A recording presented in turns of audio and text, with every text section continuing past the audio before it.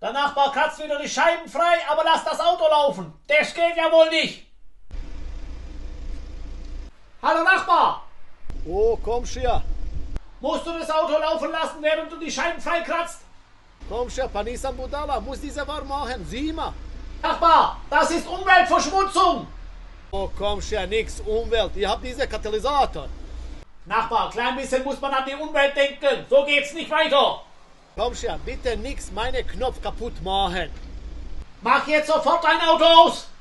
Hallo Budalo, diese meine Auto, meine Gorivo. Ich sah das Schut. Das, was du machst, ist eine Ordnungswidrigkeit.